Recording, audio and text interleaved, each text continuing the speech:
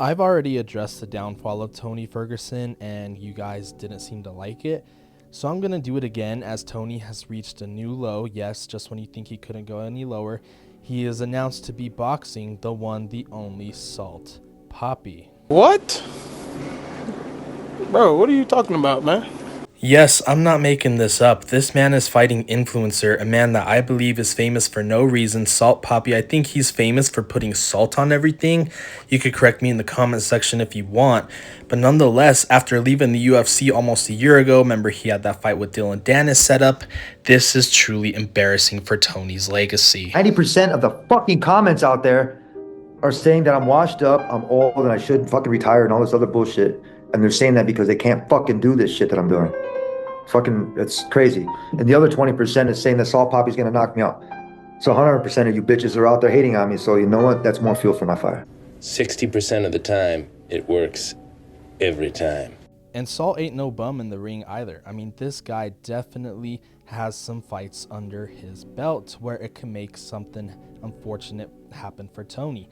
Tony from being scheduled to Khabib, now this. From fighting the best in the world to now fighting a guy that's still rather green. Oh, and by the way, it's in another sport, a sport that we don't know how Tony will look. I mean, he always had some pretty crisp boxing back in his prime, but obviously he hasn't had a win in 6 years now. His last win was against Cowboy Cerrone at UFC 238 in June of 2019. So he is definitely desperate for a win to a point where I could see him taking this fight. Again, it's not like Salt is fighting these guys that are going to be world champions in boxing in the next few years. No, he's fighting some scrubs himself. He's fighting a lot of guys that nobody really cares about, nobody really knows, but still, he's getting time in the ring. He's getting acclimated to what it takes to be, I wouldn't say a real boxer, but to be in a boxer. Whereas Tony's last setting, again, he would always get exposed in those fights that he lost. It was an 8-fight losing streak. Again, I'm not going to go through everything that he went through, all the losses that he had. You could do that yourself. I already went through that. My point being is that this man truly needs a victory. Again, he beat some of the best guys in the lightweight division, won the interim title, was supposed to fight Conor McGregor, and could arguably have been the UFC lightweight world champion had the UFC stripped Conor McGregor. So there's an argument that at one point Tony was the best pound for pound fighter on the planet Earth, definitely the best lightweight on the planet Earth, to now that 8-fight losing streak and him losing basically every bit of his UFC legacy. People are sleeping on Tony. Like he said, there is a lot of doubt, but I think the doubt is coming from a place of love.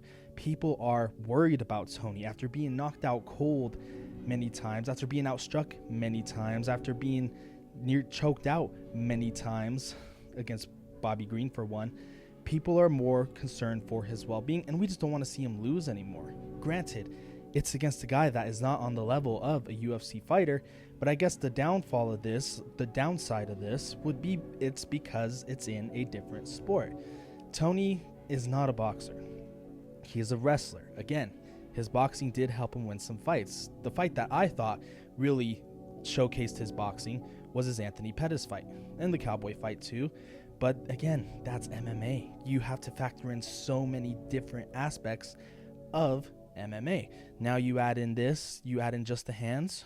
Some might say it's an easier sport, but for Tony and a guy that hasn't won a fight in that long, this is really bad. And, you know, he could be down the Ben Askren point to where we just remember him for this. And that's super sad. If he loses this fight, it'll be sadder than any UFC fight he's ever lost. So all the pressure is on Tony to go out there. I wouldn't even say he has to knock out Salt, but he just has to win.